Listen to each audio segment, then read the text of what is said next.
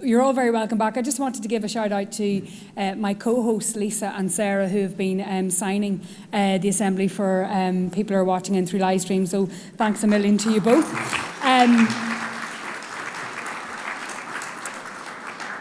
Let's get started just with your questions. Again, if each table could put their hand up, just let me know and we'll have a roving mic that goes to it. But I think I had 4, 12 and 13 the last time. I think we've a question here. Is it from table 3?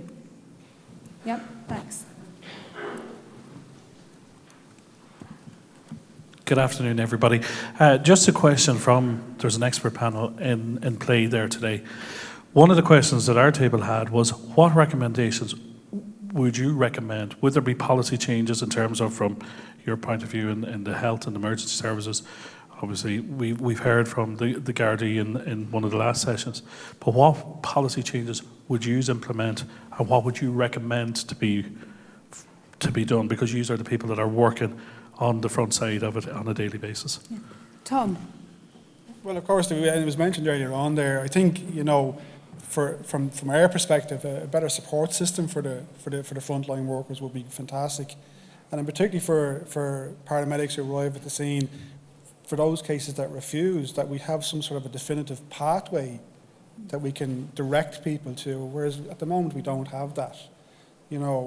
So I think that would be a huge benefit for the people that are attending these scenes. Yeah, just because people can sometimes fall between the health perspective and the criminal justice pathway, that you feel that you need more support and guidance. And I see it in different scenarios in the UK where they can refer people to different pathways. They have contacts. They may be able to issue contacts to the individual. They may be able to suggest pathways for them. So I think that would be beneficial for us. Yeah, Chris, you were just picking up over the break on the impact on frontline workers and how that is actually affecting service provision because people are leaving. I think you even mentioned it as well, Elaine. Yeah, I mean, one of the most dispiriting experiences of my entire career was when I think a 14-year-old came into one of our emergency departments in Cork. I've spent most of the last 40 years in urban inner city emergency departments, so James's and inner city Liverpool and Cork and Edinburgh. And it seems to me the adolescent psychiatry facilities are woeful in this country. And I started life in an orphanage. My grandparents started life in the Liberties and in flats in Gardiner Street. So I have a particularly personal, passion for this sort of stuff. The most important thing to come out of this morning's discussion, I think, apart from the fabulous eloquence and honesty of the panel before us, and this panel, is the idea that, difficulty makes people difficult. People come from these extraordinarily chaotic homes where there is a want of love and affection and care and nourishment, of every sort of nourishment. It's hardly surprising, and I think, Gabor Mate, the famous trauma-oriented family physician in Canada who looks after the marginalised and the addicted in Vancouver, he talks about the importance of trauma-informed care. The WHO have published lists of what they call adverse childhood experiences. I suspect you've heard about these, ACEs, and I'd love to see the widespread dissemination of ACEs for all people working in the front line, so they can say, right, abandoned, at 3, tick, no decent schooling for 4 years, tick. Poverty. So in other words, you can, in the same way as we calculate consciousness with the Glasgow Coma Score, we need an ACE Coma Score so that people appreciate that if you have something like 3 of these ACEs, these 3 bad childhood experiences, wants or neglects or events, your chances of falling into addiction or depression are so much greater than they would be. So that a trauma-informed approach is incredibly important. And the sooner we get stuck into accommodating and minding young people, and the better in terms of prevention. And that's why my number one thing would be to please, can we somehow beef up the childhood and adolescent mental health services? And obviously, Maria, and we've already heard, as you heard in an earlier session from Garda Síochána, but a lot of what Tom and Chris are talking about in terms of those gaps must be very familiar to you. Yes, absolutely. Just in relation to the policies, I think our Commissioner Justin Kelly spoke about, you know, the policies, and again, that's a management issue from my point of view. But yeah, just, you know, as Dr. Luke said, that, you know, the services are there maybe just to better them, and, you know, as to say, just listen to the individuals and the needs that they need. And for you, Elaine?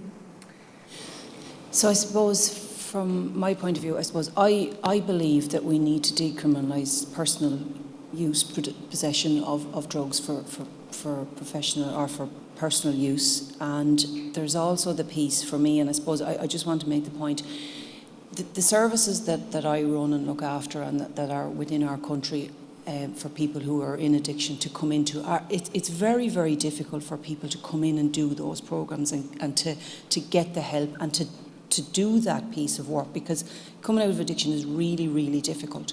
And I suppose if we want to have a health-led approach, if we're serious as a society for a health-led approach to this, we have to have a health-led response.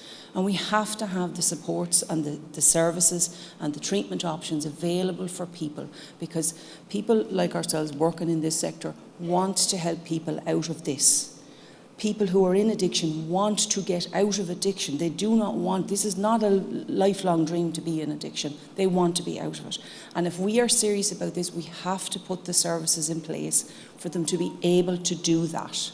We can't ask people to do this mammoth task and not have the support there to do it. And what about, what's really been interesting is hearing the multidisciplinary thoughts and views. What about the capacity of the services, even if they were there, to speak to each other, that they're not operating in silos by default or just by, you know, because they've got their own priorities. And it's the ability of the services to talk to each other. Yes. Like, I mean, I think the panel earlier were talking about how you're ruled out of one because you don't have the eligibility. So it can be haphazard.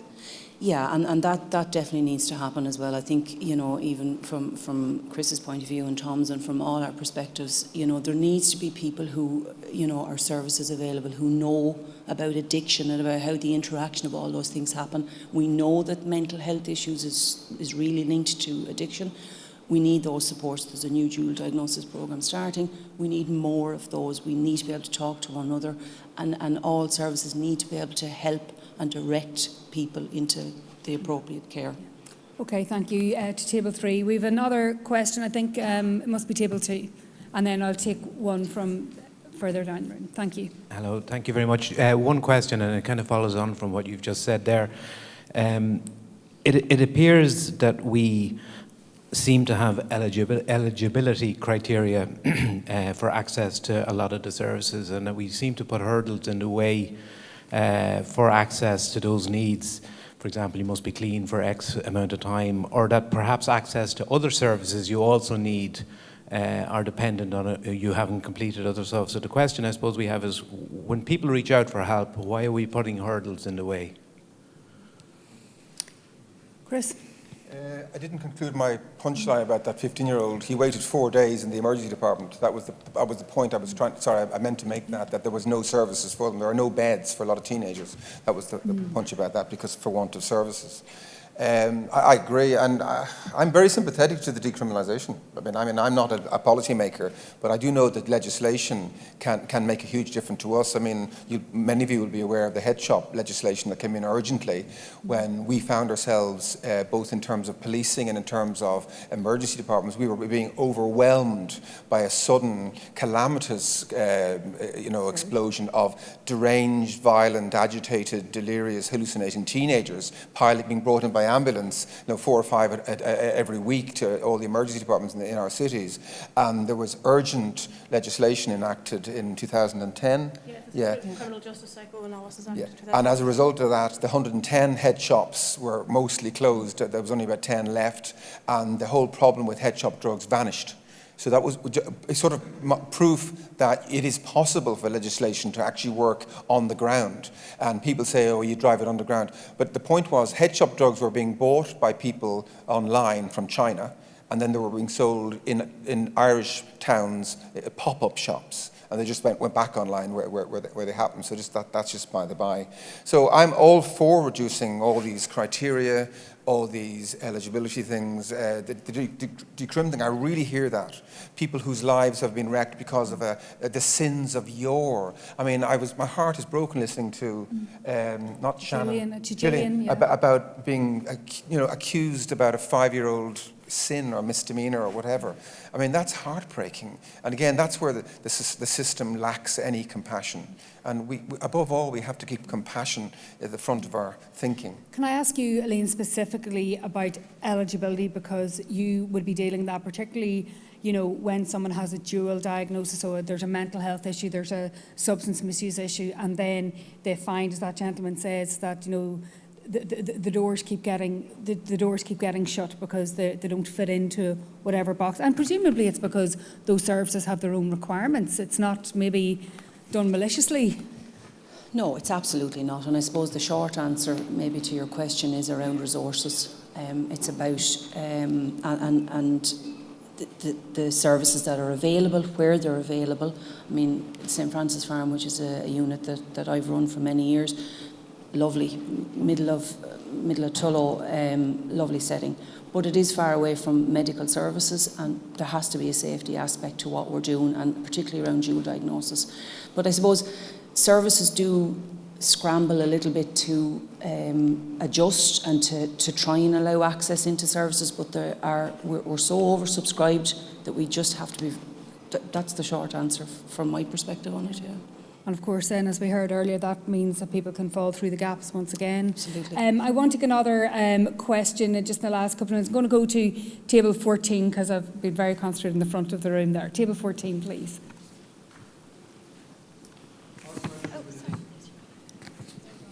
Thank you. Our question is if a person overdoses and emergency services are rang, is the possibility of a criminal charge determined by whatever the ambulance service or the guards arrive first on the scene? Ooh, I think this is Maria and Tom here. Is the answer it depends? It just depends. Generally speaking, the number one priority that we will have when somebody overdoses is the priority of life.